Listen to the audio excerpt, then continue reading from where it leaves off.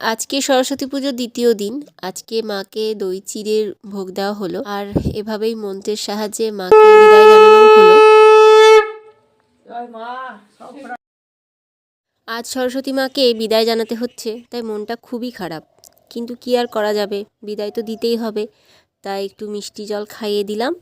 মা, আমি, বোন এবার মাকে নিয়ে যাব। মিষ্টি জল খাওয়ানোর সঙ্গে সঙ্গে একটু আদরও করে দিলাম। আসছে বছর আবার আসবে নিশ্চয়, এই আশাতেই আজকের দিনে বাড়ি পাঠাচ্ছি। বোনের জন্যই সরস্বতী পুজোটা করা, তাই ওর মন খারাপটা দ্বিগুণ।